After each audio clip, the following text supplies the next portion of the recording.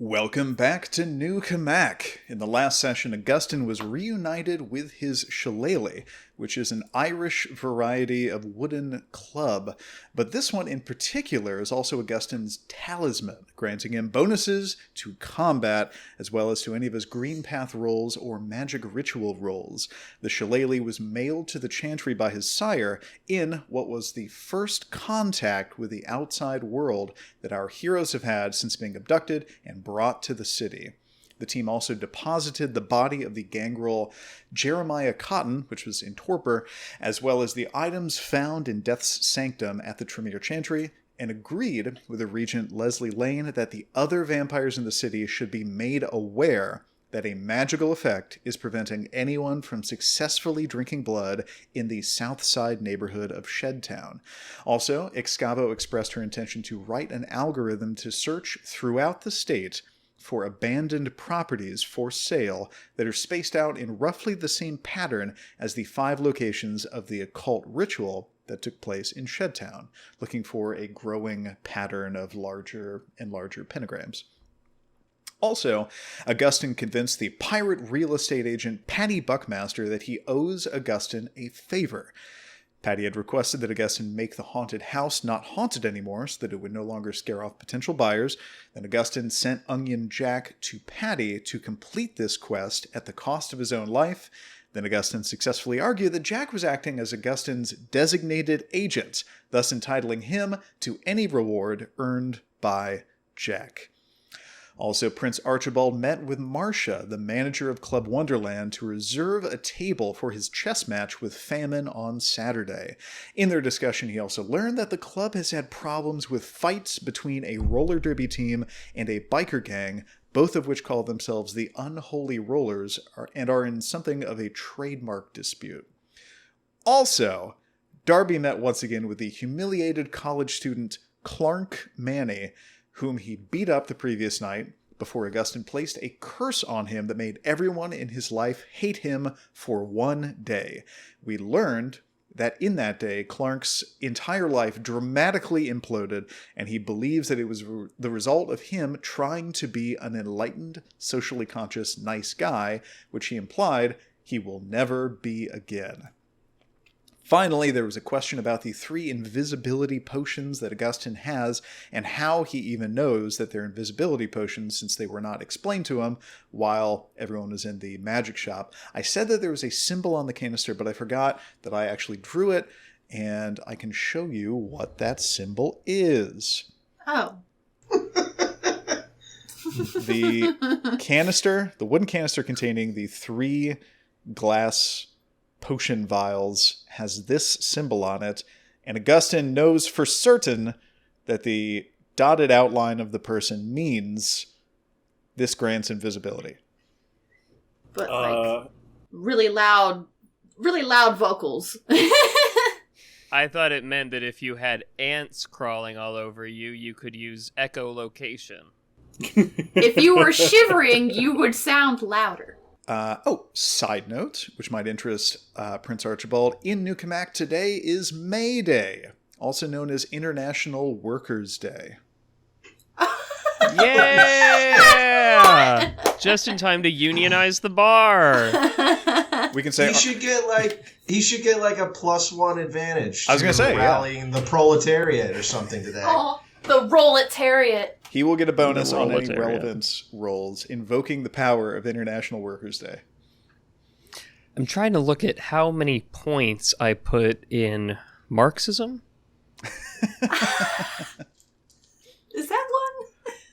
So we go now to Club Wonderland, where Darby and Augustine are returning to meet Excavo and Archibald. Oh, and also there's an intention to return to Darby Manor tonight to bury the body of Onion Jack. That's what I am thinking of as Operation Fuck Around and Find Out. But that's just in my head. Okay, as the other two approach, I unveil a small box with a red button on it, and I present it to Darby and Augustine, and I say, Gentlemen, comrades, which of you would like to press my button? Obviously, the moment that it becomes clear what your intention of the question is, Darby is slamming the button. Like, there is, like, you have not finished your statement, and the button is being pressed with authority.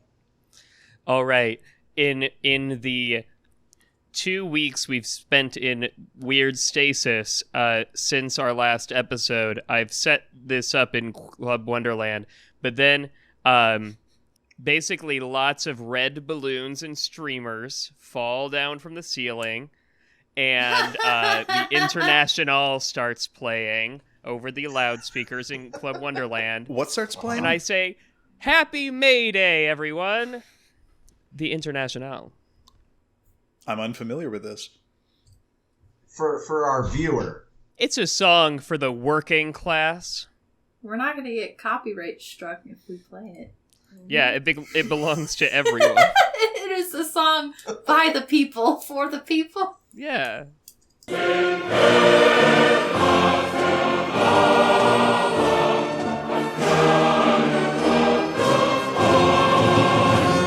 No, it's the Russian national anthem, I believe. Okay.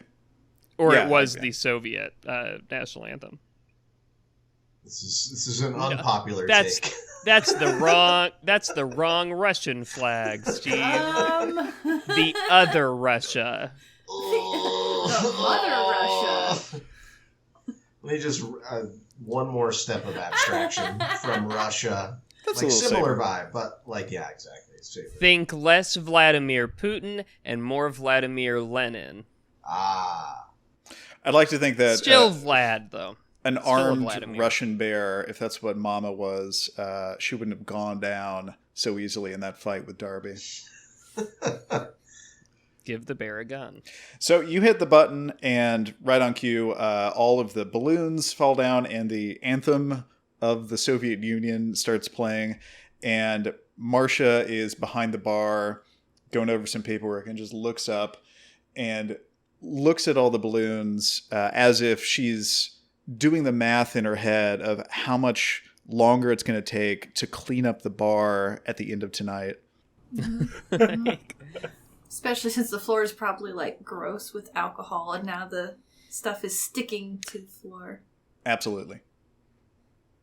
Okay, everybody, pitch in. If we all grab a balloon, if we all grab 2 balloons, it'll only take us like 3 trips to the trash can. Darby is not really listening. He's just delighted by the balloons. Just like wide-eyed, childlike wonder at the balloons. Just, oh yeah! You know, just really, really enjoying himself. Completely has lost track of anything else that's going on. And it no significance whatever to the balloon. He thinks it's somebody's birthday. It is, in a way. Well, see, there you go. All right, everybody. How would we like to start celebrating this most joyous of holidays? Is there going to be cake? Yes, we will all have our cake and eat it too. I always forget we can't eat food, but, you know, Darby still wants cake. You can put stuff in your mouth. Delicious. We can blood taste cake. food. There you go. I want to spit out some cake later. Oh no. If this version works the same as other versions of Vampire the Masquerade, which it totally doesn't, you can burn a point of blood to simulate some aspect of being mortal, such as like automatic breathing or being not cold or having a heartbeat. And one of those things is when you swallow solid food, it'll stay down there for like a little while and you don't immediately vomit it up. But you do later? Oh yeah, you do later. No. It doesn't go. Point of blood get you what, a scene or what? Nah. I think that's fair, and I forget if it's like 1 point of blood for one aspect that you're trying to mimic, or 1 point of blood. I think for all. that's right. I think I recall. No, because that would be way too powerful. That would be like an obfuscate level skill if you could just appear human entirely for 1 point of blood. I think it is per specific specific aspect effect. yeah, that would be a merit on its own. Like, you can essentially get that. Oh, I found it. Okay.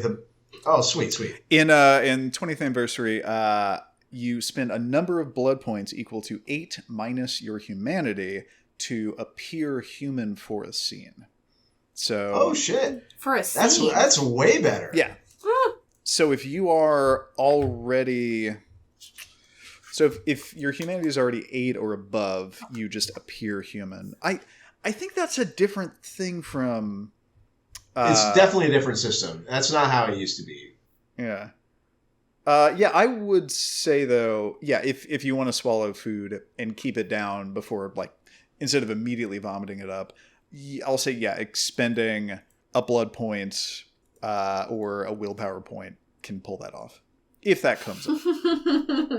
I feel like a willpower point, you should be able to, like, shit the food out, you know? You should be able to, like, fully, will it out of you like, the other digest the food into some sort of, like, blood paste or something. Well, you can spend a blood point. It's already established you can spend a blood point to force the blood out of any acceptable orifice, such as crying blood, vomiting blood, sweating blood. I think it absolutely Just, makes sense that you... push it through. Yeah, you could spend blood out of your ass. I feel like that's what I would do if I were to intimidate someone. I would cry blood. Out of your...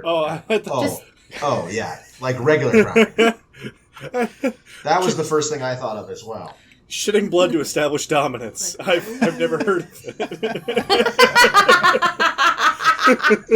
No! Very alpha. I guess you would roll strength to see what kind of distance you could get. I think it's like a mathematics check for, like, angles and shit. Very complex. That's a geometry I didn't do problem. geometry. I do calculus, not geometry here. So you know the acceleration of Oh no, that's physics. the blood shit. Surreal eyebrow stuff. I could tell you the likelihood that you would expel this blood again in the future, given how often you've expelled blood in the past. Oh, man. So this, I don't know whether to assume that, like, surely this is never going to come up. No one's going to shit blood on purpose. But I'm starting to think that it's kind of inevitable that this will, at some point, need to have mechanics spelled out for it ahead of time. Oh, do we have to go through the mechanics of it? Oh. We'll shit that bridge when we cross it. Or however. We'll shit that blood when we get there. Oh, God. I don't. Farewell to our one viewer. We own a house. So the balloons fall in Club Wonderland, and the national anthem of the Soviet Union comes to an end. All right, gang. How do we want to celebrate this joyous May Day? My favorite holiday. Where to begin? That is all I say. That was also his question. There's always one of my favorite traditions. Shaking down ruffian bikers who cause problems at my bar. All right, well, isn't that Little Small Potatoes? I don't know if you remember. And Darby just like... We can get the roller derby girls, too. No, I'm saying aim larger. Can't we go after another horseman or something? Like, shit, check this out. And he launches his tongue missile. Them. Oh, the tongue. Oh, no. He's like, does a little Darby, you don't know loop-de-loop. if you might have limited ammo on that thing. What? Don't waste it. At the prospect Ammo. of you proposing that we hunt down these bikers, Augustin looks over at Archibald, looks down at my magical shillelagh, That's my looks name, back at correct. Archibald. Yes. It's a May Day tradition. Mayday shillelagh.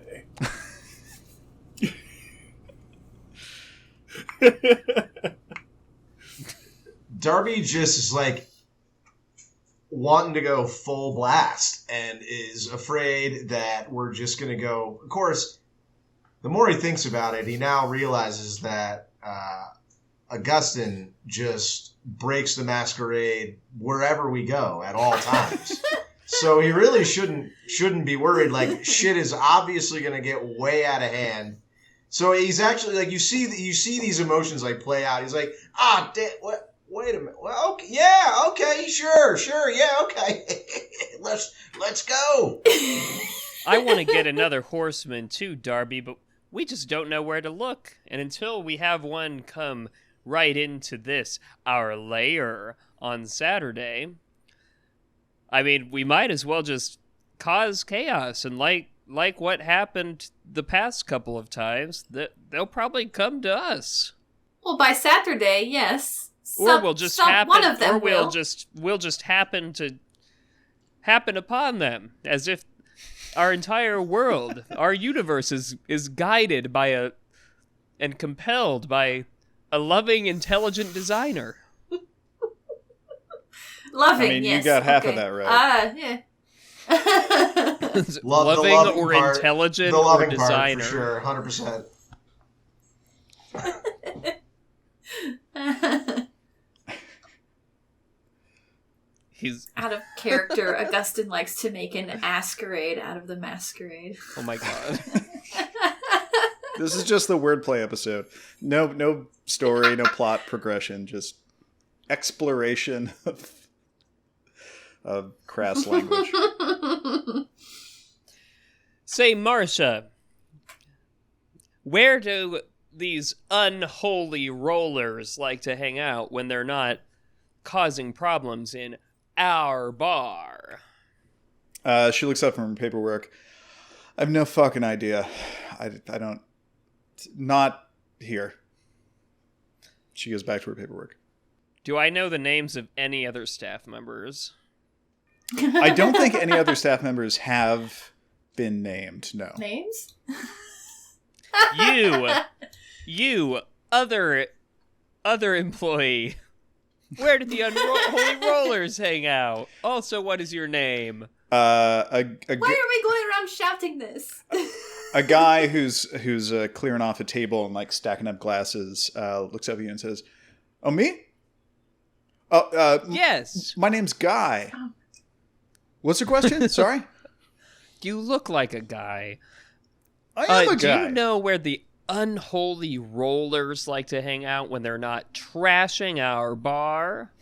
Oh, yeah, they practice at the roller skating rink. Gibson's skating rink. Sweet. Ibsen's. Like, Henrik Ibsen's skating rink. No, Gibson. All right, to the roller rink we go. I guess I could have looked up roller skating rink and we would have. I was going to ask same. Excavo to look up roller skating rink. Unfortunately, there is an Ibsen's and there is a Gibson's, so we're lucky that we got the correct rink. The Ibsen's is a very small one. It's in a dollhouse. Oh my god. I do not get what reference. Everyone's going to... This episode has the most, like, granular references possible to things. It has gone all the way off the rails. Okay, well, you guys pile into the Escalade, and... Wait, real quick, Oh, first, I am going to go to the weapons room, since we're already at Club Wonderland, and grab the roller skates. Wait, there are roller skates? No, I was just making a joke. Is it like a room of requirements? It's kind of like that. Quite nearly, but it does not have roller skates. Though the idea of weaponized roller skates... Maybe keep that in mind. It's a cool idea. Kind of little spikes. Now, on the... ice skates I could definitely see, but Oh, yeah. You can already kickbox with weapon-like. those and walk Oh, yeah. very awkwardly with them. kind of a Voldo like walk. Gotcha. Weird thing he does. Exactly. Yeah. You All right, let's go. pile into the Escalade. And I want to, Archibald, remind you of your dependent personality disorder and your character's aversion to making decisions on behalf of the group. But it seems like everyone was kind of on board for this, so we'll say that's cool. I forgot about that character development that happened. A lot of stuff has been added to characters. Excava's alternate personality that hasn't come out yet, Darby's death sight. So yeah, I will give reminders when I can. Maybe we should go to the roller rink. I mean, if that's okay with you guys. There we go. Yeah, let's go to the roller rink. See, I don't have that same problem. Like, let's go. Somebody else drive. Yeah, let's go. Did you hear it was Excavo's idea? Taking charge, Excavo leads all of you to the Escalade. Impatiently, yes. And all of you drive to Gibson's roller skating. Oh, no. rink. We're going to Ibsen's. Ibsen's. Son of Ib. Roller skating rink. Where you find it closed with the lights off because it is 2 a.m. We break in. You do Wait, so. no, I'm not allowed to says decide. Who says Guys, a do you roller think- rink gang follows the rules? Guys, do you think that maybe we should just go ahead and break in? We might find some clues as to where they are right now. You're right, Darby. That's a great idea. Can anyone, like, pick a lock? I'm pretty sure Darby's can got the easily raw muscle break strength. it. to- What skill would that be? I have a point of streetwise. That's that I larceny, suppose- I think. Larceny. I don't have any larceny. Excavo does. I do? You do. Oh, I You have- have Oh, 4 I do. points. I have 3 points. Oh shit! I see 4. I have 4? Oh, I only have 3 written here. Okay. I have- I have- will trust you. I do have etiquette. I could ask the door nicely to open. I'm going to try and unlock it. I don't have... I think make Augustin lift you up with a Ooh. tree to the right height of the lock, and then that way it'll be easier. How high is this lock? Pick it. Do it.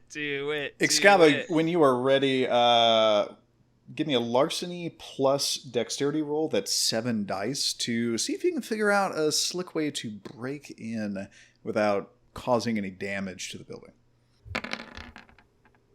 That's fine. Yeah, I see Two 3 Two successes. successes? Oh yeah, two successes. It's fine. Yeah. This is the most secure roller rink in New Cammack.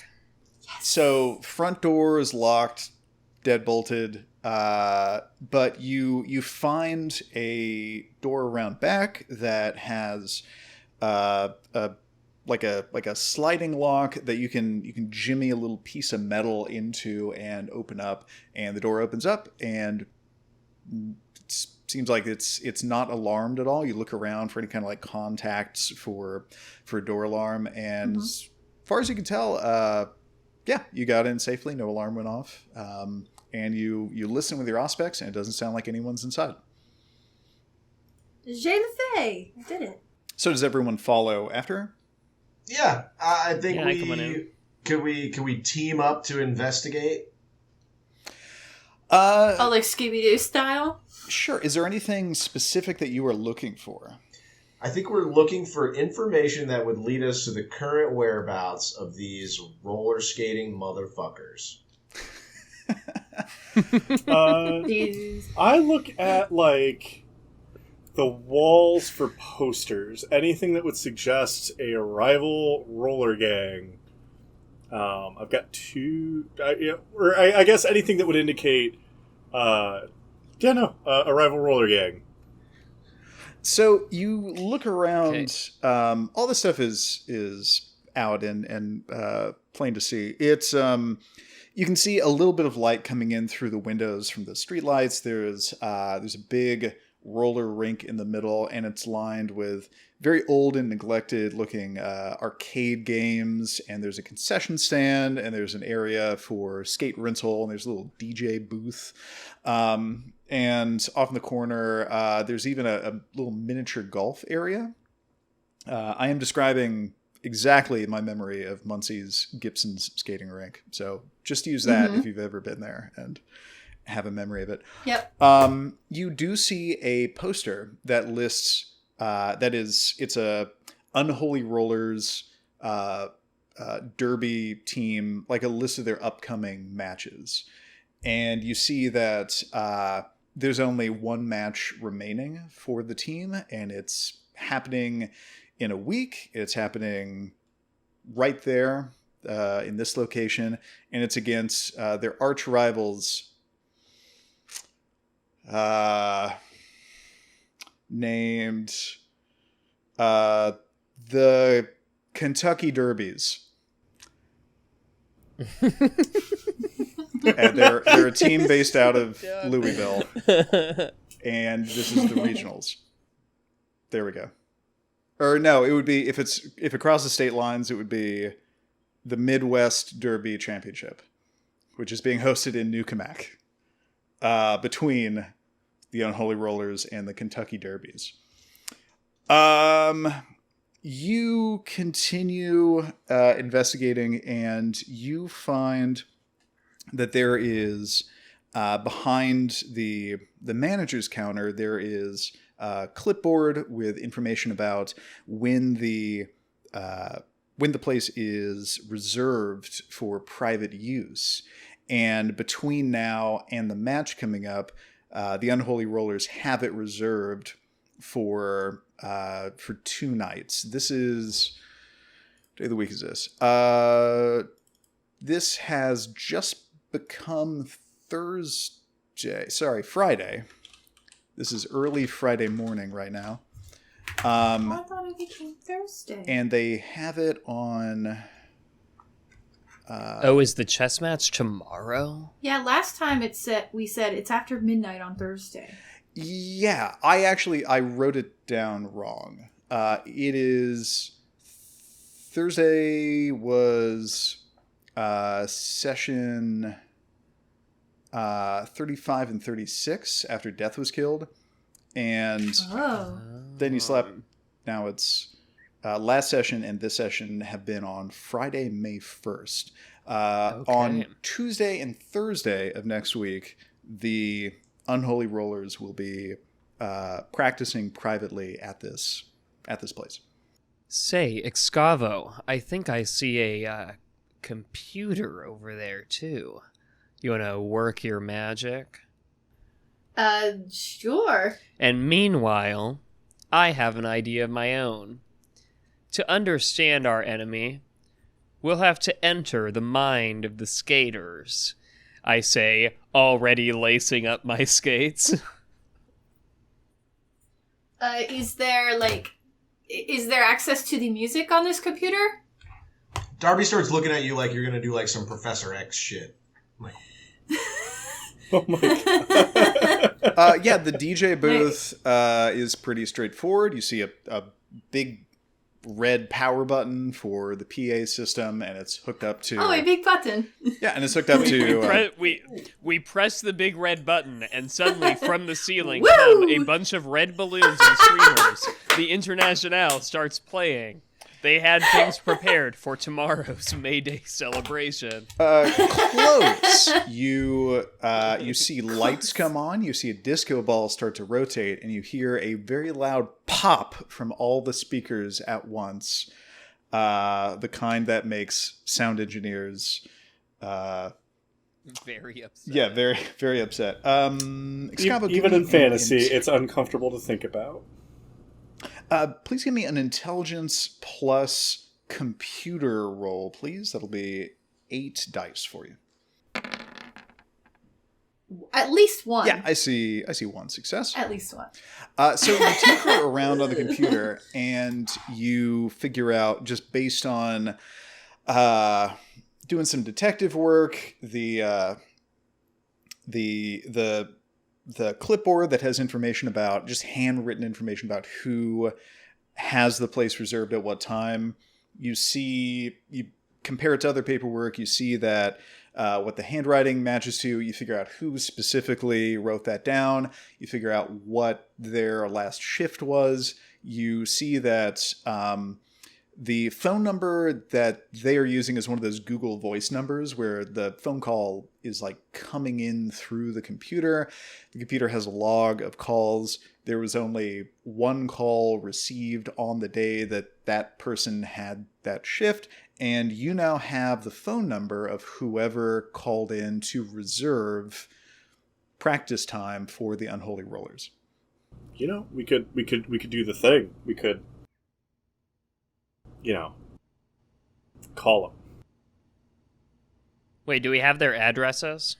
Or just their phone numbers? No, we just have a phone number. Well, I was going to say, if we had... What information would they have to give to the skating rink to reserve a spot? Presumably... Is it just name and number? Yeah, presumably they just call and reserve it. Social security numbers. Darby is using his pointy tongue to just ruin the skating service. Just are you carving in any messages? No, he drew a dick for sure. And whatever else he can think of that would make these guys mad. I don't know if I'll do like a psychology roll. Like he's literally just trying to make them upset by ruining their skating surface and doing it in such a way that it's a real fuck you to them. Yeah, you successfully do that. Are there any magazines that we can like cut letters out of to paste like a weird cryptic ransom note? Have we decided we don't like these Unholy Rollers? Is They've that been right? causing a fuss at our bar, and now But both sides have been causing a fuss. We are starting with this one because when I asked where the Unholy Rollers is, he said the rink. And we'll figure out where the other ones hang out after this. It was Guy's fault. I was like, we already hate them. Okay. We don't know which one of the gangs is the. But to be safe, we're going to meth dealing just annihilate both home bases. Piss them off just in case they're bad people. And then if we rally them both against, when you put it like that, it sounds really stupid. I mean, listen, I'm trying to logic here. No, it's completely logical. We have these two groups in conflict, and we are promoting conflict resolution by uniting them against a common enemy. Granted, it is us. No. But that's okay, because we can take them. We've beaten 2 of the horsemen of the apocalypse. We can handle some skaters. Okay, just to check, this phone number I have is not the same as any phone number in my address book. Correct. It is new to you. It's a totally different number. Okay. Just making sure. God forbid it's like the Tremere or something. That'd be an interesting twist. All the Tremere roller skate in their free time. It's the other passion of the Revenants. Are we trying to sow the seeds of discord, or are we trying to take it to them directly? That's what I'm trying to figure out. Are we trying to, like, hunt them down? Darby is obviously not listening and continuing to draw dicks on the surface. Giggling the whole time. This is like the most fun he's ever had. Let's just hang out at the roller skate for a minute. This seems fun. He was fixing for a fight, and now he's content to lick the floor. Aggressively lick the floor? He has a special tongue. Aggressively lick the floor. He's using the tongue to propel himself forward. Okay, so we do need to decide, are we hunting them, or are we trying to sow the seeds of discord and move to something, though? I feel like the smarter thing to do would be send them a "you up" text. No. I hate to say it, but I think Darby's onto something. I think if we put them against each other, it could be great. We need to, like, make sure that he licks the name of the Kentucky Derbies into the floor. I want you to remember what you just said. That Darby is onto something. We should write the Unholy Rollers were here. Because it's the other Unholy Rollers that we want them to... Keep in mind We're trying to get them to be friends or fight. The way it was described to Friends or you, fight? they're already pitted against each other. They're already fighting Yeah. each other. So but now maybe they we're can't escalating. skate their like championship match because their roller rink has been destroyed. You guys are bad people. Yeah. We're vampires. We're so like the evil. I didn't We're realize evil. what we were going to do. I was led to believe that these were our enemies. I'm hearing now that these might just be poor, innocent bystanders, and I blame failure of leadership. Darby is just a blunt instrument that has just been turned against these innocent bystanders, and I blame you people. They for were what has getting happened in. here. They were misbehaving in our bar. We are not bad people. Rules must be followed, or else. Okay, so I guess so. If we're not if they're already pitted against each other, then do we want to go for the direct? Do we want to like rough them up? Like Scavo, do you want to do the bleep loops and like triangulate, the whole matrix on the screen thing and be like, I'm in. Let's slide into their DMs. Excavo, give me a flat intelligence roll, please. Yeah. So, Excavo, you, all of you collectively don't really have any information about the biker gang, but Excavo, you remember that when you were looking through the recorded footage from the Nosferatu surveillance network, the camera that was in American Realty Resource in the office of Patty Buckmaster, you saw a guy who very much looked like a biker, if I remember right, came into Patty Buckmaster's office like they had a meeting and looked over at the camera and pointed at it, said something, you didn't have any audio, and Patty turned the camera off. So the discussion about a biker gang, that's the one thing that you remember. You saw a biker once in footage, and he was meeting with Patty Buckmaster. So I would be able to go back and find like the timestamp for that? Yeah, totally. And know when it happened? Okay. I share this with the group. Oh, I have the transcript here. The camera feed from the pirate's office was this. The last image is from 9 months ago, and it shows a guy who looks like a biker meeting at night with a man who's dressed like a pirate. They're in what looks to be a pirate-themed office belonging to the pirate. The biker turns and sees the camera and says something. The pirate gets up and walks over to the camera, and you can see him grabbing a cord and unplugging it. Afterward, the signal cuts out, and there was no audio. Okay. We had a lead on the biker gang, and no one spoke up about this. This was 9 months ago.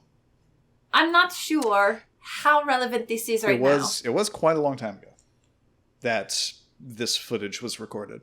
So I share this, and I'm like, I preface it by like, this was so long ago. This was like 9 months ago, I think. And there was no audio. I have no idea what anybody had said. I do believe the biker had asked to turn off the camera, and the pirate turned off the camera, so... I don't know if that's something. Augustine could ask his weird pirate boss, or we could go back to the bar and ask where the other Unholy Rollers go, because maybe we are after the bikers, and not the roller skate Like, who are girls. we running after? And why? Well, we Yeah, heard from the Nosferatu in the very beginning that there is a Sabbat biker gang who are also like meth dealers. Which is like Darby's subplot that we haven't explored. Darby is listening all of a sudden. We need to go. So we need to find the bikers. Though I thought when we got led to the rink that it might be misdirection and maybe these were the girls we're looking for. We'll never know. Yeah, I just like your quote that we're not bad people. That really inspired me. The note that you got from the former sheriff of New Cammack, the Nosferatu bagger, said, looks like you got a Sabbat pack moving into the city. A biker gang called the Unholy Rollers been looking for land to buy on the southeast side and selling crystal. Better stomp that out before they stomp you out. Oh, that absolutely sounds like the bigger threat here. Well, to be, I think we got to check this out. I mean, we almost certainly have to go investigate the area right there. I mean, how can we not? Threat, you know. That's what I would rather, you know, stomp out versus stop roller skating. Chomping. I'm actively like still just kind of like rolling around in my. I'm not like actively like skating anymore, but I'm still kind of like rolling idly about and saying like, to be fair, anyone could have made that mistake. Okay, well, I'll go get the car. I'll see you guys. So I don't know where we're going, but I'll be right back. Okay, I guess we're going to find them on the southeast side. The southeast side, of course, is an entire quarter of the city, so it's a fairly large area to be searching for. Who knows? Like, what's your strategy? Well, I figure we got, and Darby's just like all in. So this is like what's actually happening in his brain right now. It's like, I figure we got two of us with heightened senses. I could drive around. We could listen for the sound of the vroom vroom from these assholes and try to run them down. We drive at them and just track them by the sound, by the noise they make. That was my idea too. I do also want to think about what properties may have been sold in that quadrant around 9 months ago. That might be a better idea. And see if there's drive something and that listen. may match Let's the description go. of like a hideout or like not specifically residentially zoned area. And even though we're really far away, Darby's like, shut up. Wait, which side of town is the roller rink on? It is a little to the west of downtown. Okay. So yeah, we started heading that way, and Darby, it's just real annoying anytime somebody tries to make a plan or have a conversation. He's just like, shit. Okay, so you are driving all through the southeast side of town, just listening for trying to listen for something that sounds like a biker gang. Is that correct? That is what Darby on my phone. That is what Darby is doing, and I think he's driving the car. But Yes. I'm sure that other people are maybe using their own strategy to try to find these people. We'll see who does in the it vehicle successfully. trying to find out a direction to go. Excalibur, what are you... Oh, sorry, Archibald? Oh. I'm on my phone looking up where bars are in the southeast side, trying to find which one would be the likeliest fit for bikers. You find two bars on the southeast side. One is a very interesting bar. It is not only a drinking establishment, but it is also a bird sanctuary. You find on its website that it has like one whole wall is a huge cage that has exotic birds that are being rehabilitated to be reintroduced in their native habitats. The owner is some like exotic like bird enthusiast and also a member of the LGBTQIA etc. community. It is a gay bar and also a bird sanctuary. It is called the White Swallow. The other bar. I was waiting for like what is the name gonna be? It was a long walk. What is your pun? Give it to me, please. Nice, Darby. Nice. And the other bar, you can't find much information about it because it doesn't have a website, doesn't have a Facebook page or anything like that. But it is called the Rusted Tailpipe. Oh, that seems... What do you guys say we check out the White Swallow? That seems right. No. No. Both are still going to be open for a little while. It is a little after 2 a.m., and last call for these bars is typically 3. Which one's closer? No. The right one is closer. Come on. The Rusty Tailpipe happens to be a little bit closer. All right, Darby starts heading toward that one, but he's listening really hard. If they're not here, then tomorrow, let's check out the White Swallow. Okay. You roll up to the Rusty Tailpipe. It is not a very fancy bar. It is not in a well-trafficked area. It's kind of in the middle of nowhere. Nearby, there's like a factory and there's some warehouses and there's kind of a rundown neighborhood not far from it. And you do see motorcycles parked outside. And you see a little neon sign in a window that says open. Darby, can I make a like streetwise addict related investigation to see if like the meth trade is in full effect here? Like Darby would expect the bikers, if they're running a meth business, like he would be able to see the signs of somebody clearly dealing. So you step inside and you want to determine that, right? Yeah, I guess if there's no people outside to investigate.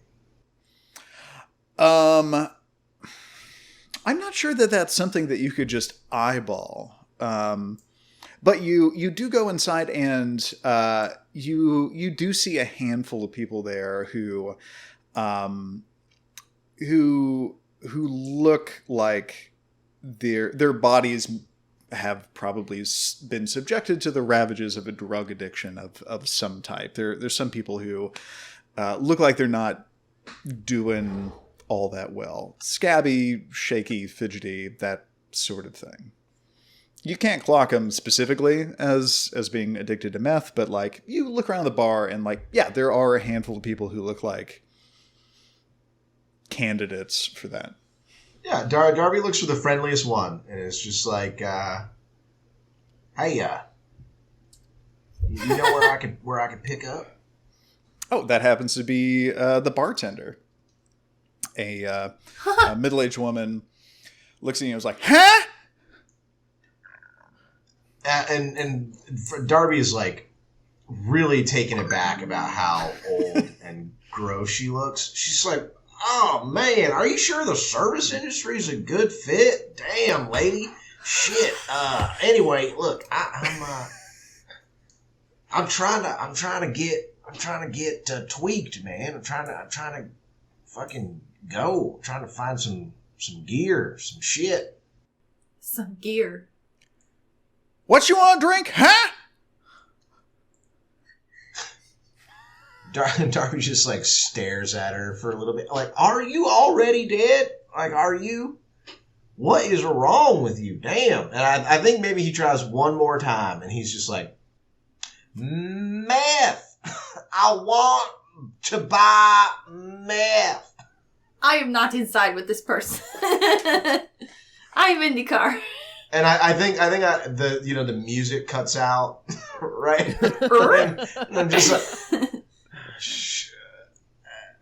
yeah. no. So the moment you walked in, there was definitely that sense of like record scratch. Everyone stops what they're doing and turns to look at you because you.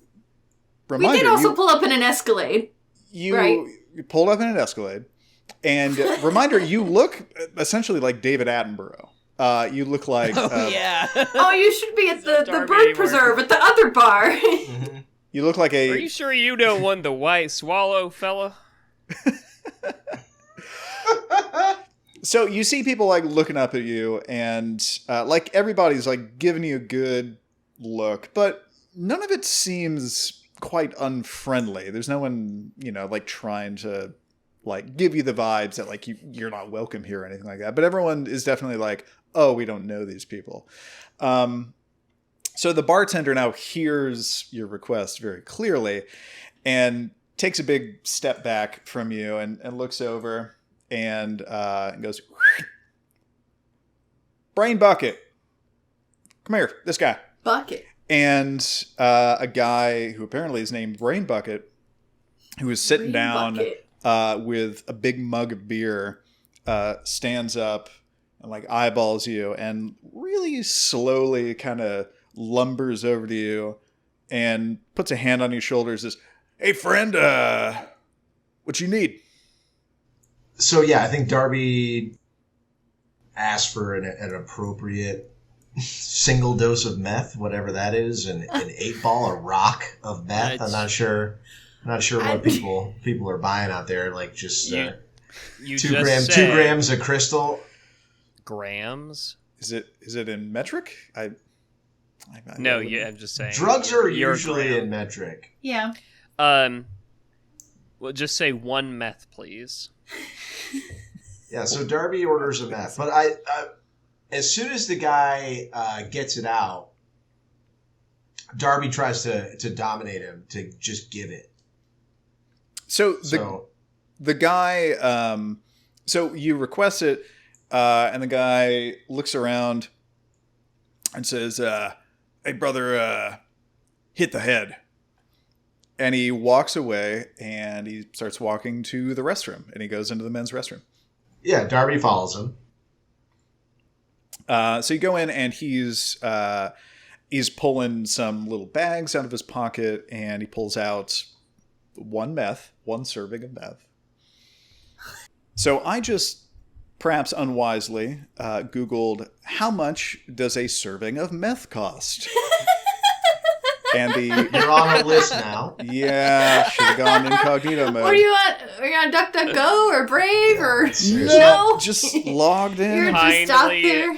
Kindly explain to the officers that you're doing it beautiful for your list. vampire game. From now on, I'm going to be targeted with all these ads for meth. Anyway, it says, according to law enforcement officials, a gram of crystal meth can cost anywhere from $3 to $500. However, the average price ranges between $20 and $60. Darby Brain Bucket presents you with 1 gram of meth and says, yeah, that'll be $100. And Darby just says, give it. And he looks him in the eye and dominates him to hand it over. Please give me a manipulation plus intimidation roll, difficulty 5. While we're looking at that, there was a check I wanted to do at some point when we're able. Oh, yeah. 3 successes. He hands it over to you. And he looks a little confused, like he knows he's supposed to receive money for it. And he just broke his own protocol of giving it before he received the money. So he looks up at you. He's like, sorry. What'd I say? $100. Yeah. And Darby just looks at him like really confused. Like, I already paid you. Haven't you done this before? Like, I gave you the money. You gave me like, are you okay? Are you on this shit? Is this shit cut with something? And Darby's just like trying to confuse him. So he's just going for full, like, manipulation, trying to play it off like it already happened. I already paid you your money. Can Well, I- I mean, obviously, this is not supernatural. This is just like trying to be confusing. Can I do a check while we're waiting in between that? Or I guess we can resolve it, but Darby, roll manipulation for me, please. That's 3 dice for you. And Archibald, what is it that you were trying to do? when we entered and as he got started, I was wanting to look around and see who is not drinking. Like, are there lots of people at this bar who are suspiciously not consuming alcohol? You know, like a vampire would. God damn, Good that's genius. question. Very good question. So first, Darby successfully convinces the guy who's in a bit of a dominate stupor, like no, you already got the money, and he goes, oh yeah, sorry, wait, yeah, have fun with it. You need anything else? And Darby's just like, no, but already he's planning to like follow this guy who he expects to get in trouble with somebody for not having enough money for the drugs that he gave away. So now Darby is going to try to like use this guy to sniff out the meth ring. Got it. You are keeping an eye on him. Yeah. Archibald, give me an intelligence plus, a perception plus investigation roll, please. Yeah, 3 successes. So you look around and you're really carefully observing everybody. You see 3 people who do not have drinks, and while you guys are like hanging out there for a little while and you're observing everyone, you see that these people, there are 3 bikers, 2 men and a woman who don't have drinks. You don't spot them drinking at all, but you do see them doing other things that make you think that they are mortal. One of them sneezes, which vampires pretty much never do. Another one seems to be sweating actual sweat and not blood. And a third one you see go to the bathroom and you hear the sound of like a loud shit happening in there. Which Darby is present for. So, as far as you can tell, everyone present, whether they're drinking or not, seems to clearly be mortal. So you said Darby's already kind of following him, right? Yeah, Darby's keeping an eye on that guy. Excavo, you want to do anything? I'm in the car. I didn't get out. Oh, you didn't get out? Okay. No. I'm trying to think of what I could do or look around or... Augustine, where are you? I believe I am outside of the vehicle, letting Paddington stretch his legs a little bit, and generally keeping him out of harm's way. There's just like a bear at this biker bar. Does anybody say anything? There are bears at the other bar, too. Well, yes, That's different true. kind, but I thought it was birds. I remember when my parents sat me down to teach me about the birds and the bears. we do have that right. There we are. Yeah, I've had some just increasingly controversial images, and I'm now thinking it's really stepping on some third rails here. Let's do something less. No, this is also bad. Oh. Yeah. There, Yeah, see? that's Can't go wrong. This is a good one. yeah. I guess I'm still just like I'm just taking it all in, seeing if I hear or see anything suspicious in regards to either vampiric activity or the Unholy Rollers. So the impression that you get, you look around and you don't see, like, the name Unholy Rollers.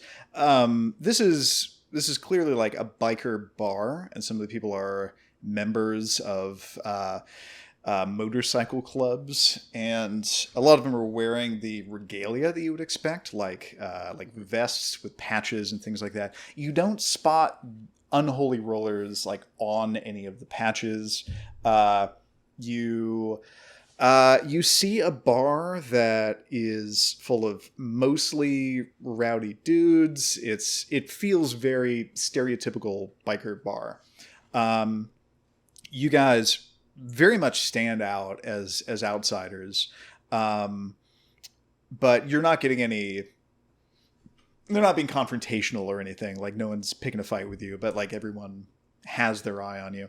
And all the discussion that you hear is pretty much what you would hear in a normal bar, maybe a bit more crass, maybe a bit more gross, because this clientele happens to be a fairly uncultured gentleman, a lot of blue language that might make you blush. But nothing stands out. Like, no one says like, I'm a member of the Unholy Rollers and I know that vampires exist and I sell meth. Are there any big red buttons anywhere? By any that chance? Are just any balloons hiding or out and about, or You spot seems like no. spot none. So, unless we want to talk to people, this is pretty much a dead end. You know, while I'm outside chilling with Paddington, I assume we're parked in a parking lot. That's where vehicles go, right?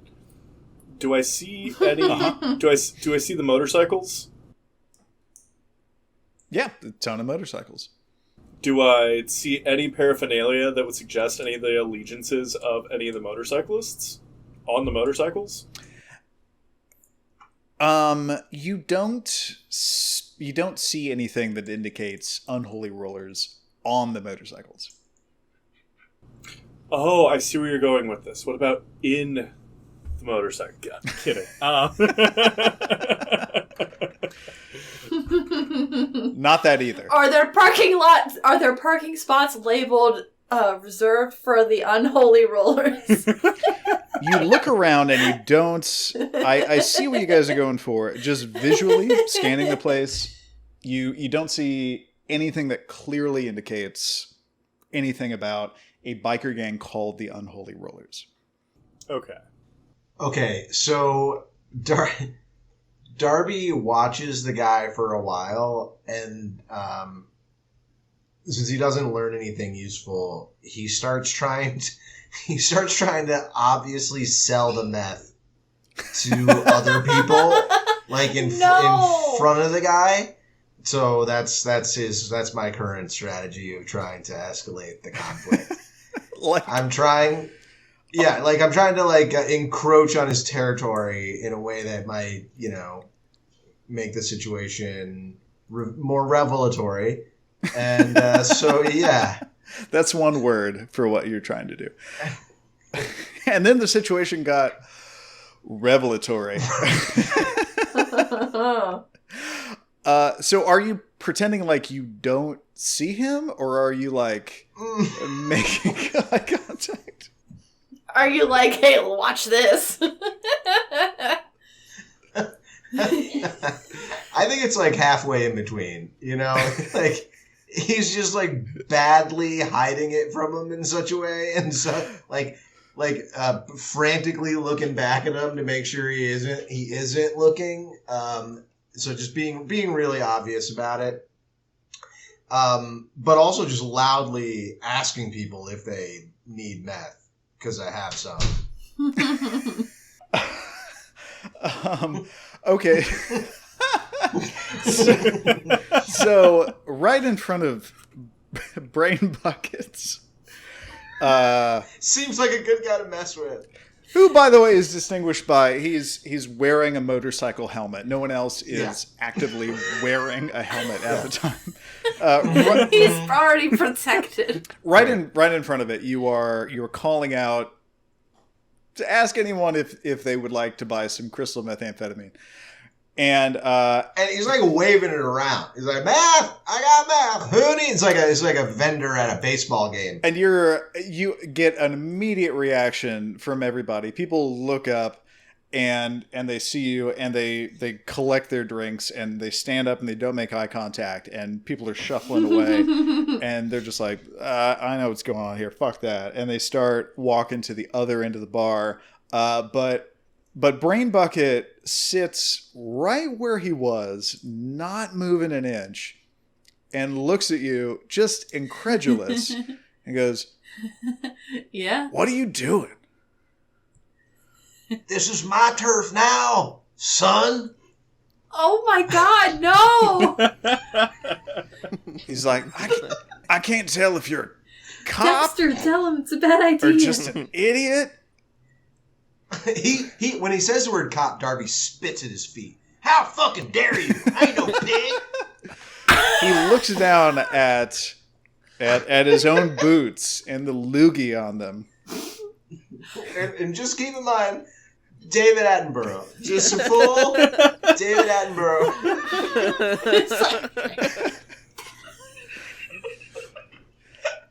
You see Brain Bucket.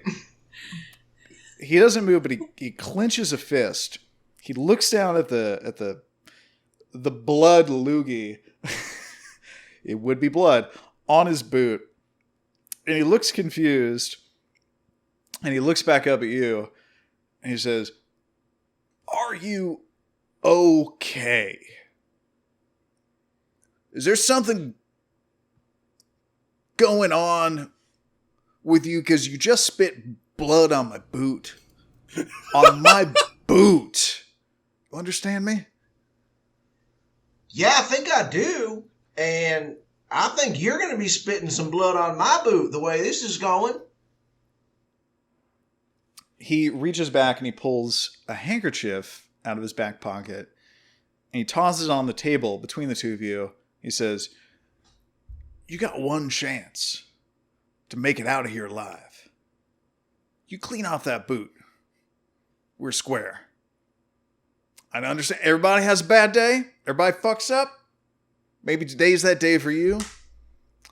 Today's your lucky day because I'm giving you one more chance."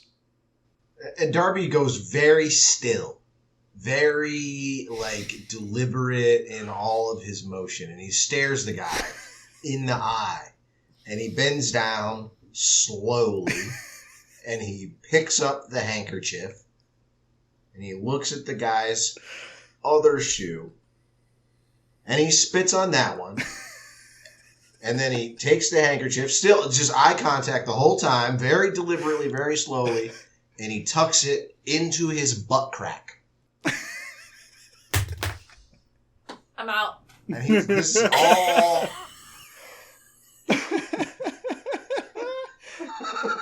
It's all eye contact. And this goes on for as long as the guy will stand it. For as Archibald, are you doing anything here? Do not try to stop me. For as long as this guy will stand it. And then Darby gets it back out. And he passes it bloody.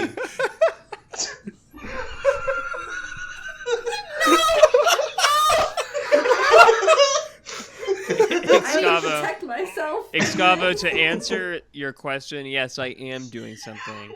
I'm observing. I'm observing closely. You're observing like a hate crime. I am observing it very closely. I am aware of what's going on. I am watching it. I am therefore complicit in this crime. Excava, are you inside the bar or hanging out with Augustine? I'm just sitting in the car. Yeah. I'm not in at all. I'm going to have to hear about this later. Somebody will have to verbally tell me again. Excavo, you'll never believe what happened. Hold up, real quick. Leading up to this, as I'm outside, just kind of meandering about, letting the bear cub stretch its legs. Do I hear Darby hollering meth like he's a hawker at a fucking sports game or something? You hear none of this. Meth, There's get your meth. music playing. Yeah, no heightened sentences for you. Okay. So I am blissfully unaware of this, just enjoying the great outdoors. Indeed. So, what Darby and Archibald see is Brain Bucket leaning back, seeing his now blood-covered handkerchief thrown back at him. Both of his boots with blood loogies on them. And he looks up at Darby, and he just goes,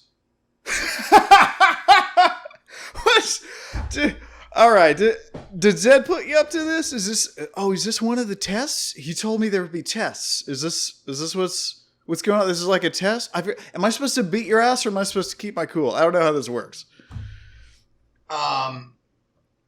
So Darby goes with this immediately, and he's just like,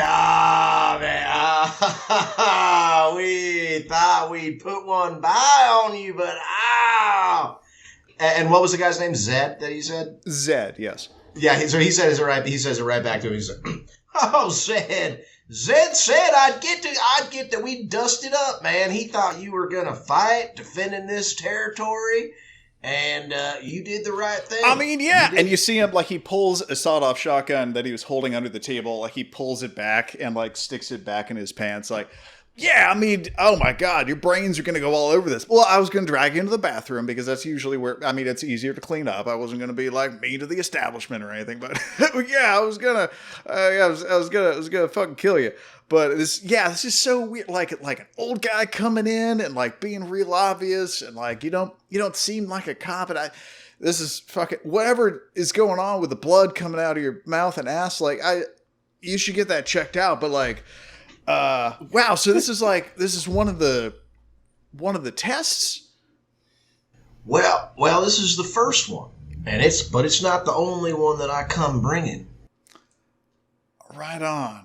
Yeah, the Rollers are a weird bunch. Like, it's every other, like club around here.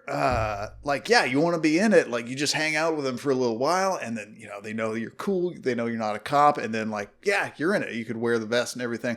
Rollers, I don't know why. They're so exclusive, but, like, they're fucking cool. Everybody wants to be in that group. And, like, so I kind of get... there's an allure to the tests, whatever they are. And I guess I don't even really get this one, but did I pass? Is that how this works? It's still going on. Oh, shit.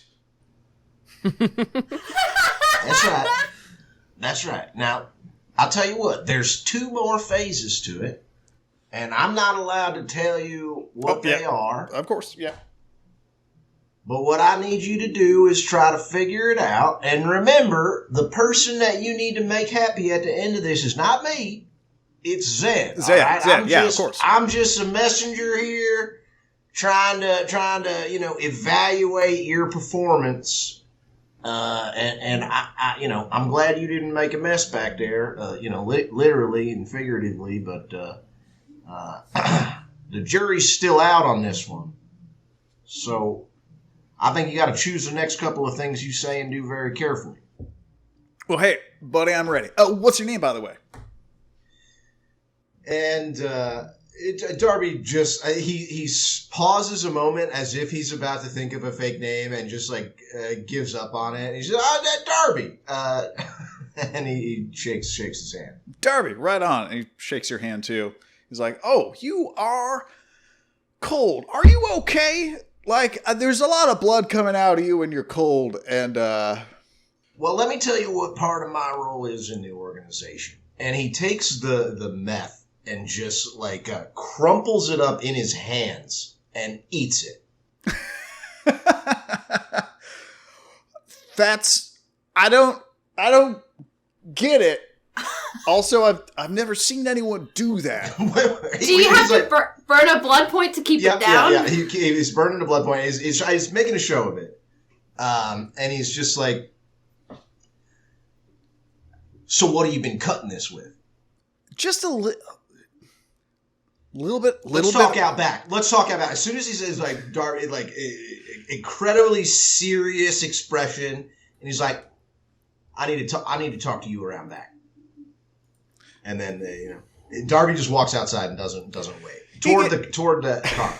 He gets up and he looks a little nervous. You're going out front to well, I don't. Is there a rear exit that Darby would know about? I mean, I feel like the only door we came in is the only one. You see a hallway going back, and you do see a back door. Okay, yeah. So I go that way. Yeah, you head out the back door, and he's like, "It's just a little bit of fentanyl. Give it that kick. That's why we're charging extra." Oh, yikes! Oh, shit. Yikes! So Darby looks. He puts on an affect of just concerned old man in his body that he has, and he's just like, oh no, oh wow, okay. So I gotta tell Zed about this, and the one thing that they do not tolerate is freelancers. I mean, you just making decisions on your own. I mean, I was selling it for Zed, and he said he was okay with it. But was that a test too? Was I supposed to say no? We're only selling pure Darby crystal? is just nodding sadly, and is just like, oh man, I really thought you had a future. I thought this was going to work out, but boy, this is. I don't think there's any going back from this. As soon as I tell Zed about it, I think your run's at an end. I didn't think it was a problem. I thought everybody cuts. Shit, man. I'm sorry to have to be the one to do this. No. Hey, I can go back. I can start selling pure. I mean, the people I get it from, I can go to them and tell them like, don't pre-cut it with anything. Give me pure. Okay, which distro are you getting it from? Like the person. Which stockpile are you re-upping out of? Well, it's one of the guys in that trailer park over on the south side. Okay, all right. I don't know. South Depot. Yeah, he goes by LCD. I'll tell you what, Bucket Brain, you're on a short fucking list right now. And I'm going to keep an eye on you. Don't think I don't have people watching and tasting what you're up to. But if this checks out and it's your supplier that's been double dipping, then, maybe I'll put in a good word for you if we clean this up for Zed. So I'm going to go take a look-see. Yeah, I feel like an idiot. I didn't know that like it was part of the test that when the rollers said it was okay to cut the meth, like actually it wasn't, and I was supposed to say it's confusing. I didn't know that like that would be part of the test, but I know now, and I'm on board. I got no problem with that. It's going to be pure from here on out. And no, don't give anybody else any free samples. What the hell was that? What do you mean? Earlier, you just gave me that rock, man. You didn't. No. He reaches into his wallet and he looks through and. Wait, you didn't pay me? And Darby just like, Oh fuck! Oh fuck! I'm usually on top of my game. I don't know what the hell's going on tonight. Well, this was the time you were getting graded, but you got one more chance. I'm going to come back here in a couple of nights. We'll check back in. And Darby just turns around like he owns the place and walks right back in the car. And he calls to you and he says like, "Hey, I appreciate it, man. Put in the good word for me. Like, tell him like I'm a team player. I'm on board. I want to do this." Darby's just waving him off, acting too busy and important to care about it, but secretly so excited that this worked, and he can't wait to tell everybody about how smart that he was and his brilliant scam, and he's almost like skipping through the bar on his way out, and he like Ralphs up the meth, just like kind of spits it into the corner and leaves. On your way out, all the other patrons who initially eyed you with like clear suspicion now have very mixed reactions to you. They're seeing that like Brain Bucket was affording you great respect and deference, but also you're like skipping out of there. So they're very confused, but their attitudes toward you have shifted noticeably, and they're not so much suspicious of you as confused by you. Perfect. I awkwardly get up now, having been left behind. I'm there. I've been left behind, and I just kind of like awkwardly like look around and shuffle out as well. I gotta like give a wave. See you guys later. Okay, hold on. How many points of performance does Darby have? He has 3 points of manipulation, which is kind of what I was going for there. It wasn't 0. It wasn't performance. It was manipulation. I was just lying to that guy. I think you should get 2 more right now. Oh, I mean, yeah. This is the second time Darby has gone full scammer on someone. This is the gun store owner guy. Yeah. Got the full court press from Darby many episodes ago, and now this guy. You can, in fact, buy a point of subterfuge after this. So all four I'll of you save that. I'm saving up. All four of you reconvene in the parking lot and share your observations, presumably. Yes. Darby tells everybody what happened. He gleefully reveals that he got the information about where the stockpile of meth was, and that they have territory at all the bars around here, that their organization is super exclusive. So he reveals all that info to everyone, and is just like smug about how he found it out. Did you say all the bars? They said all the bars in the area, yeah. That's a little bit of a That's- problem, isn't it? It's a lot of bars. We have a bar. Yeah, I mean that seems to indicate they probably have someone that goes to Club Wonderland and has part of the meth trade. It better I wonder not if be our Guy. bar staff is aware of this. Guy. Oh shit! It's like, He sent us to Why- the other how would they Unholy not Rollers be? on purpose.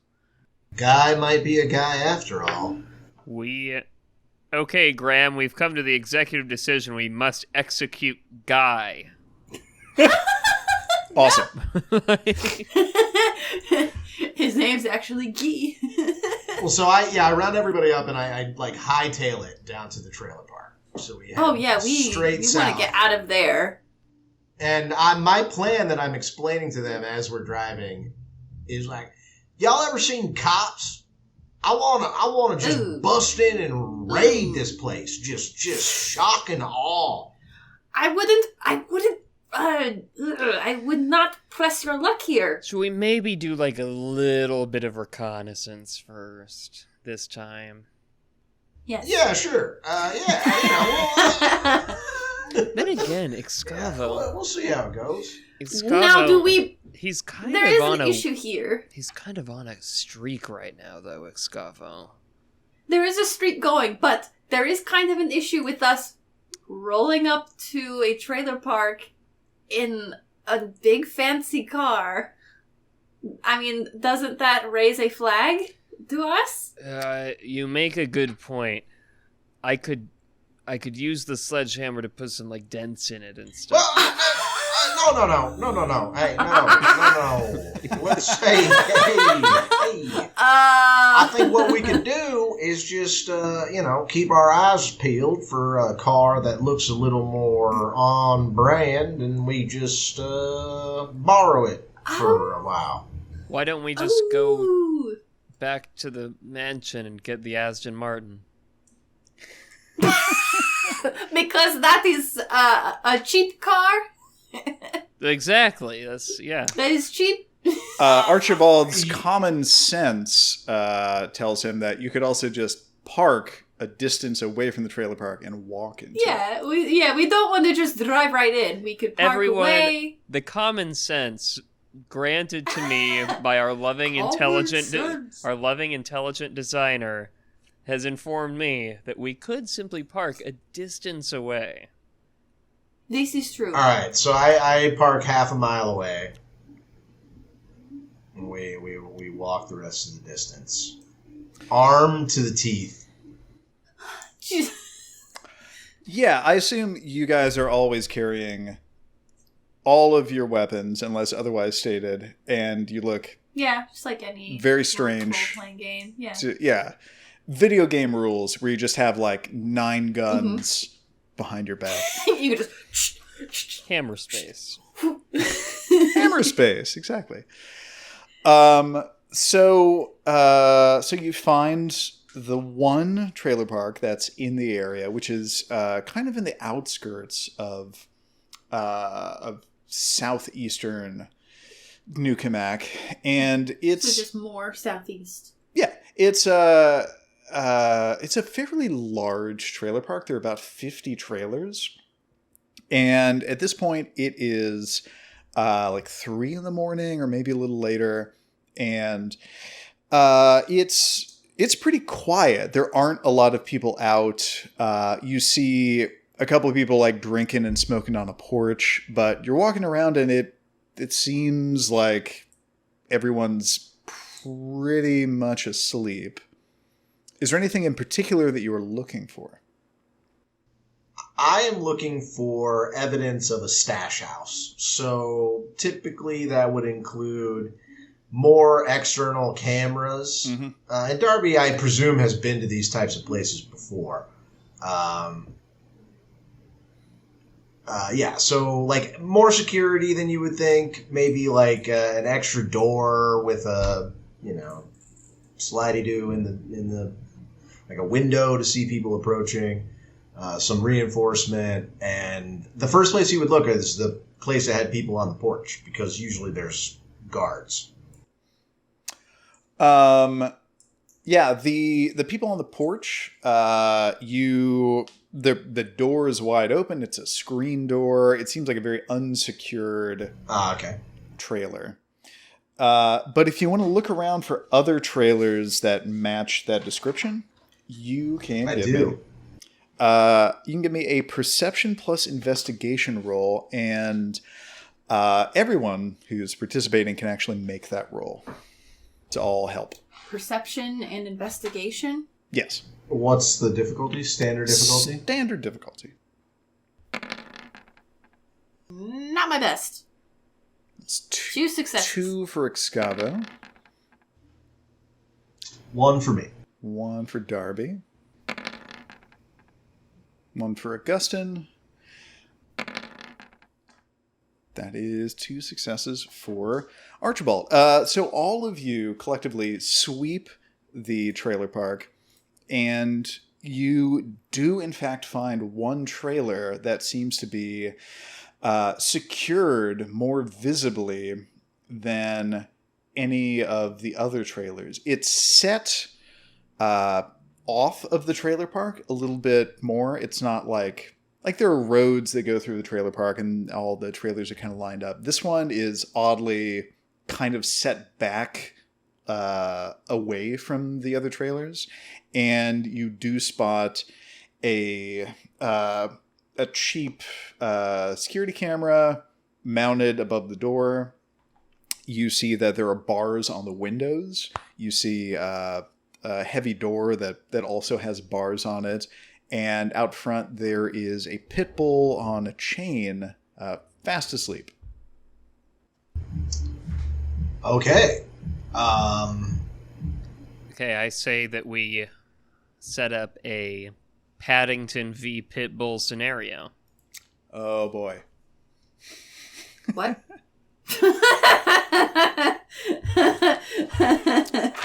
Augustine, you want to set that up for us? It's only fair. Animal versus animal.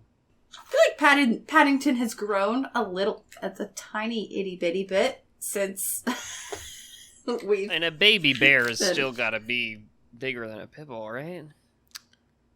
Are they? Bears are big, dude. I think this pitbull is Mr. Worldwide. Yeah, he's in his white Oh, suit. it's out that. front. It's that pitbull. So he's way bigger than a dog. God damn it. I mean, we Mr. can take Worldwide. that, Pitbull. This trailer is featuring Pitbull. I mean, I'm worried about just rushing up against this thing, since dogs are a vampire's like greatest weakness. No. It is true that animals instinctively distrust vampires. In fact, I was right. I wasn't making a weird, dumb joke. I was right. there was kind of something to Hey, that. you did that on purpose. And I think that there's like a merit that you can get, like inoffensive to animals or something like that makes it so that animals react to you just like you're a normal person. Guys, have you ever thought about how if Animal Ken is a skill, why isn't Animal No, Barbie don't a do. skill? God damn it! He knew it was coming. I'm a from fan mile of away. animal brats. Animal brats. Although I am gonna try. And you said it's dead asleep. Yeah, The the Pitbull is. outside is dead, It's asleep. asleep. It's snoring comically in an alive way. For now, I'm going to attempt to get within physical distance of it without. Wait, hang waking it on. up. I think I got a plan. And Darby goes up to the door and like is sneaking around the dog and is gonna knock.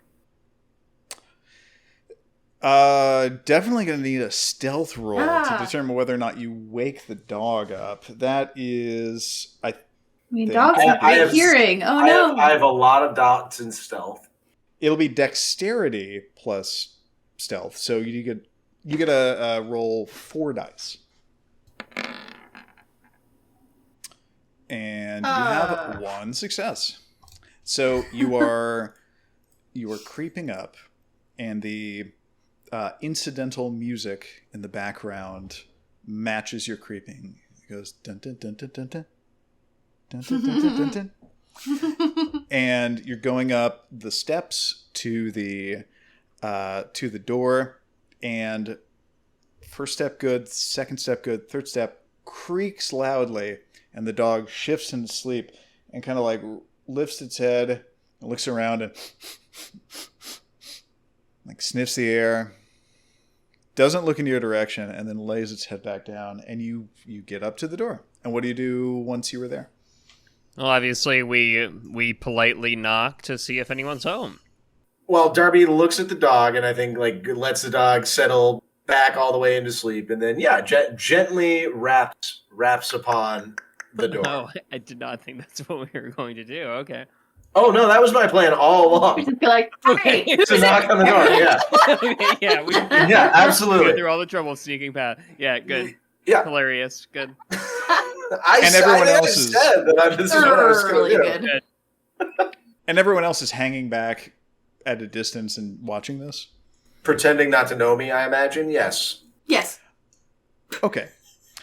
So you knock on the door and you instantly hear commotion. A bottle knocks over. There's the sound of like stuff being moved around and someone like running up to the door.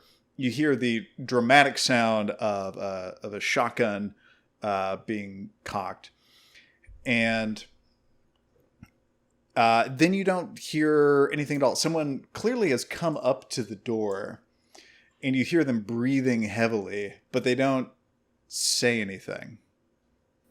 Ah, Jesus, cool your jets. Zed sent me. We got a problem with the count. The door opens up, and a very, very skinny guy wearing a tank top and some basketball shorts. Actually, no, bicycle shorts. Let's go with that. Let's go with the thing I said accidentally. He's wearing those It's a tight good look. spandex bicycle shorts He's wearing and a a tank whole. top. He is a biker He's- also, but it's Yeah, different kind. He's like literally ready for the Tour de France. Like Darby is just staring at his bike types. Like, It actually is Lance Armstrong. You glance in the background and no! you see a Lance Armstrong no! poster on the wall, and Livestrong. and like hanging from his He shirts. started liking him more once he got caught using drugs. Oh yeah, drugs, right. So you see like those corny I don't know how to describe the glasses that corny bicyclists wear, like the blue like goggles. weird shaped. Anyway, yeah, those Oakleys? Oakleys. He's wearing Oakleys. Blue Oakleys. Yeah. And bicycle shorts. And so he opens the door, he's like, "Oh," and he looks at you, and his eyes go really wide. He's like, I don't know you. Zed sent you? And Darby just pushes his way in like he owns the place. He's like, "Yeah, God damn it. Does nobody have a phone around here? This is ridiculous." And he just walks in and he looks around for immediate threats before he continues his charade. The biggest threat is what looks like a very poorly maintained meth lab that's occupying like half of the trailer. The trailer seems to obviously be used for just a meth lab, and then there's kind of a corner for this dude to sleep in, and like trash all over the place. Man, I think I want to make a willpower check because, well, I guess let me ask you this. Maybe this is a perception check first. Do I think this guy is personally tweaked out on meth right now? Highly likely, yes. Your Ventru sense tells you that you can feed on this guy. And even though I'm like, I think maxed out on blood. Well, I burned a couple of butt dots. Too short. Yeah, I think I'm just going to try to feed on this guy. In front of, I mean, is he the only one in there? He's the only one. It's empty. He's like running this meth lab himself, and I've gotten past the secure door. So yeah, I think I'm just gonna feed on this dude and try to incapacitate him so we can look around in here. Yeah, no roll necessary. You can just jump on the guy and feed from him. You get 2 blood points from him. And what kind of stuff are you looking for?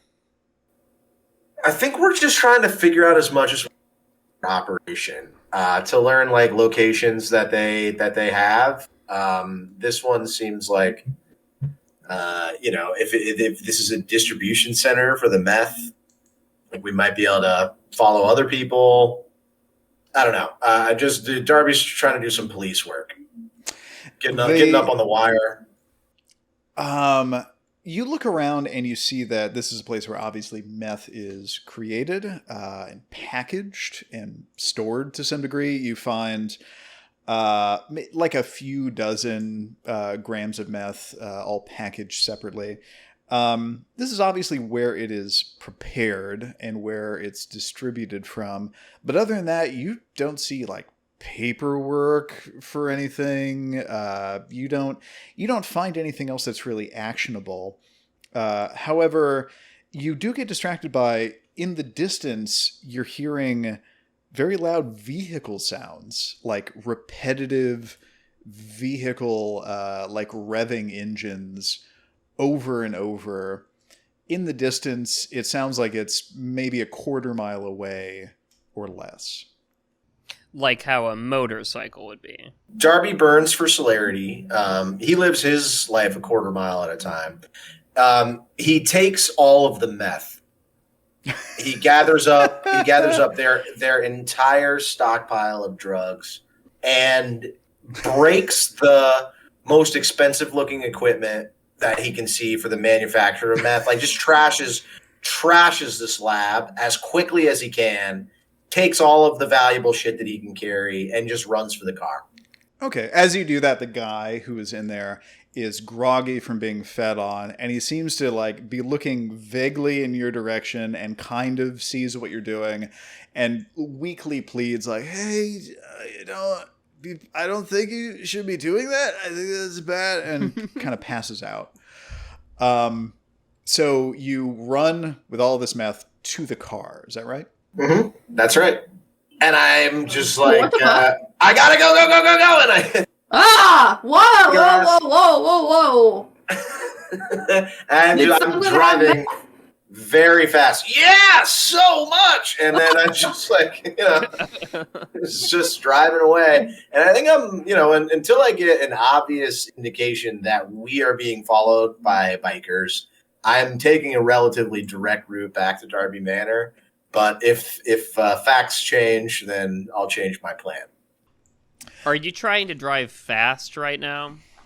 I think the baseline of what Darby does is like recklessly fast at all times, but this is alarming, I think, even for you guys. He is maxing out the Escalade, just driving as unsafely as possible. Slow down, you look suspicious! Yeah, I'm going to ask you to please, Darby, slow down. Those bikers are coming, and if they see you speeding away from their lab that's been robbed, they recognize our car from the thing. Together. Oh! Darby, please give me an intelligence plus. What's a car-related technology? An intelligence plus technology roll. Isn't there a car? There's drive. There's drive and there is technology. I have 4 dots in either one. It doesn't really matter. Yeah. Roll 6 dice, please. All right. Almost rolled 67 dice. Ooh.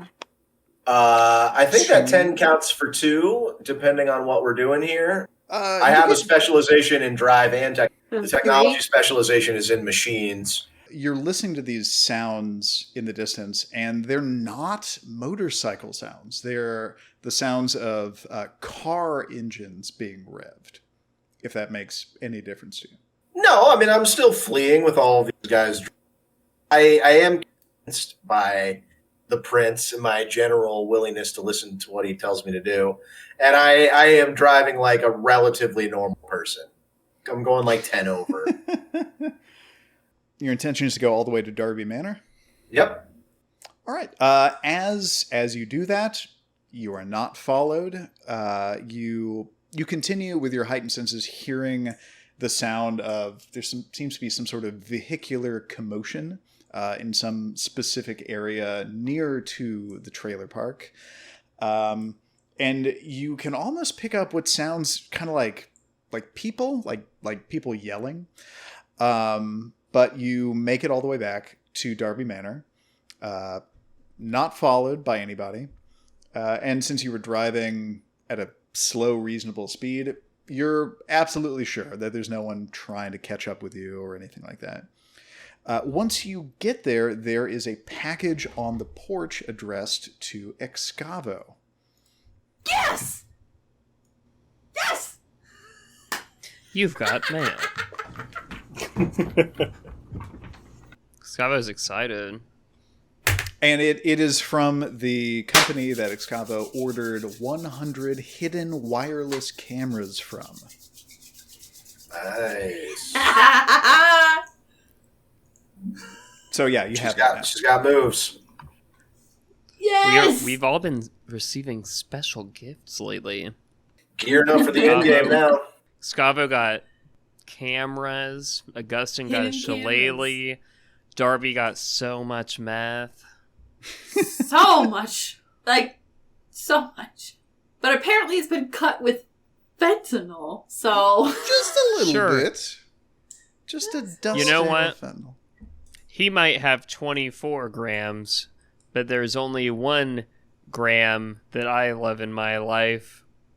That's Graham Watson. This program brought to you by Graham Watson. It's program. Program. It is. This program. We are all program here. This is a program. In kind of a pain in the ass way, Graham and Graham, they are different vowel sounds, but Graham?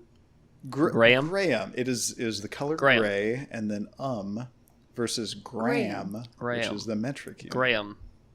They kind of blend together in the way the American accents work. But. Oh, Is it true that for most of your life you thought that graham crackers were called cram crackers? Yeah, because you guys call Graham Graham. Graham. Oh, Jesus. Yeah, so I thought they were just called graham crackers. but they're called graham crackers. Have you ever thought about going by Graham?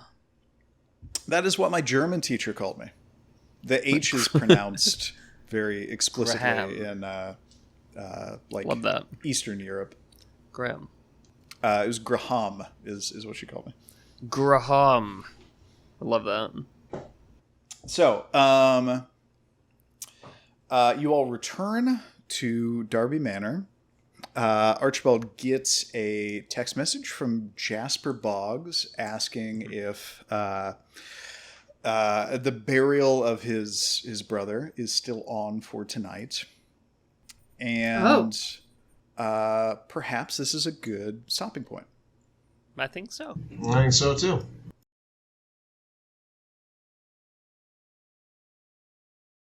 Well done, team. This is an exciting session. This was way more exciting than I thought. I thought we were going for a fun day off, and we raided a meth lab instead. And We're just this was very much a Darby-led day, and I'm totally fine with that. I went It's beautiful to full watch. agent of chaos today, and I'm glad you guys went along for the ride. we were like the cops today. that was so close to just being a fucking massacre in the biker bar. Yeah, wow. That could have gone a lot of different ways. What do you guys think the title of this session should be? Something about something handkerchief covered in blood. Wait, I like how much does a Graham cost? I don't. How much is a Graham cost? I like it.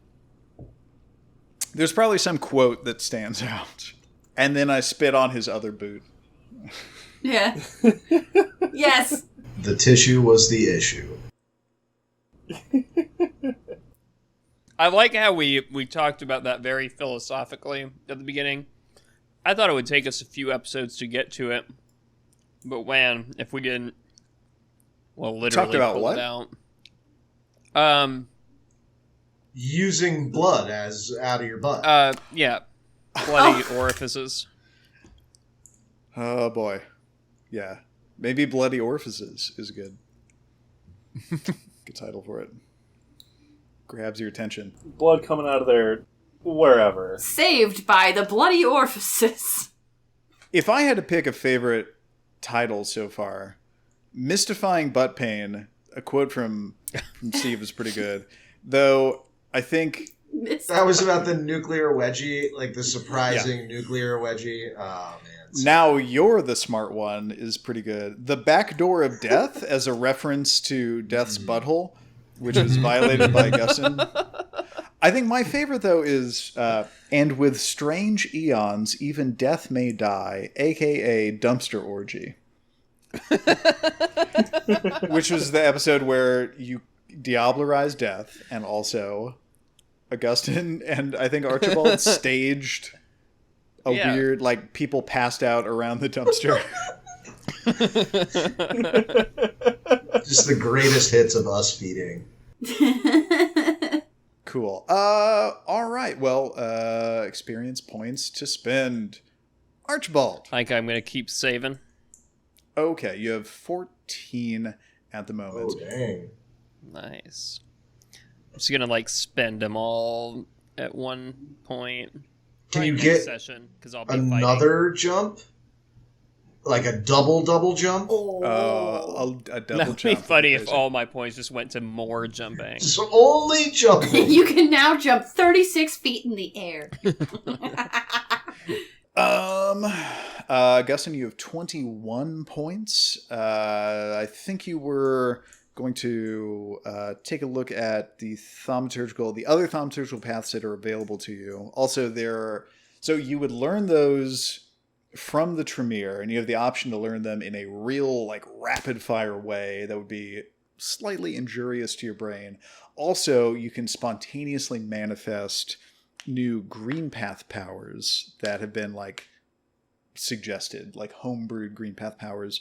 Do you want to sit on those points and let me know? Wait. So I know for a fact that we picked one of them, the decay one, 2 sessions ago. Do you mean to say that I am able to spontaneously generate more of them? I think that it would be most fair to pump the brakes on further green path powers a little bit and say that actually yet another green path power it'll take you a little while. Because we don't, it doesn't make sense for your character to suddenly have like 5 new powers in one night in the same like category of things. You know, I'd like to retcon the last power I picked, and I'd like to spontaneously generate the power to have many powers. I want the power to have all the powers. No, I think that's absolutely fair. Okay. You know, obviously not ideal, but, you know, it makes sense. Not godlike, but... Right. So, But no, I do plan to do the thaumaturgical path. I just need to have a look-see-loo through and stop being such a procrastinating busybody and actually get that information to you. Okay. Darby, you have 10 points. From what I understand, you are waiting to get 16, so you can get your 5th dot in dexterity, or even more points, so you can get your 6th dot in strength. Is that right? That is my current plan. If I can muster the IRL willpower to not spend my experience for 5 more sessions, I would like to get strength 6 because I think that would be totally fucking nuts. It would indeed be. You'd be absolutely superhuman in your baseline strength, and then I could just like burn blood and be totally insane. You could burn a bunch of blood and get up to 10 strength or something insane, at least like temporarily. Yeah, you could Hulk out. Excava, you can't wait. 5 points that you can spend. Do you have any experience point spending intentions? No, I'll hold on to him. All right. I also just want to point out, just for you guys, I think the combination of like the physical appearance of Darby now is pretty off-putting.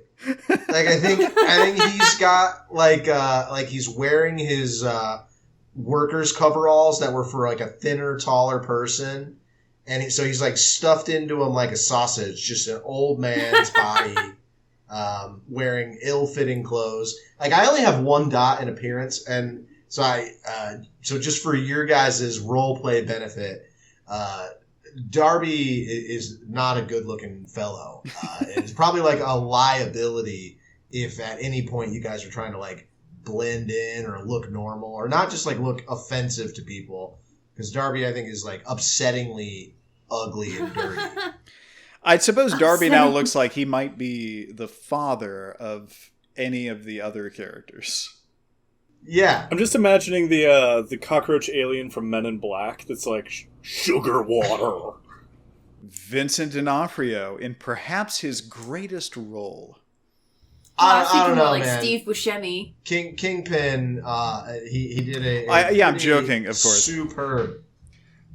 D'Onofrio as Kingpin is absolutely my favorite part of the Daredevil series. He I think he did things with that role that no one expected that role to be that captivating. I love his Kingpin, but they're rebooting the show. I don't know if you saw that. What? Disney Plus bought, of course, all of the Defenders. Yeah, because now they own them all. No, just keep the cast. Just continue it. Why change anything? No, they are. That's what I'm saying. They're bringing it. They are back. rebooting it with the original cast, like Matt Murdock and all those people, the same actors that they established are going to be in the MCU, including D'Onofrio's Kingpin, who's already appeared in the MCU in Hawkeye on Disney Plus. Oh, he did? Weird. Yeah. Minor spoilies, but yeah, he did. Someday, maybe I will go and watch those shows.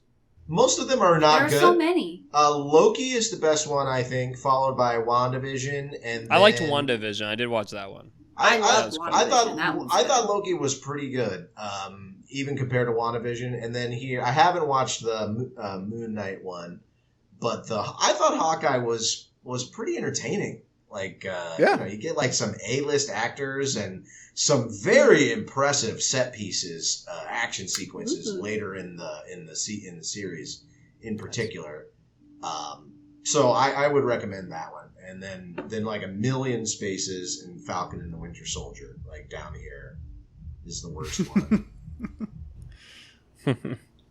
I think they did D'Onofrio dirty a little bit in Hawkeye. Like, I think part of what made him a great character in Daredevil was that they had the time to explore him as a character and make him an interesting, compelling person.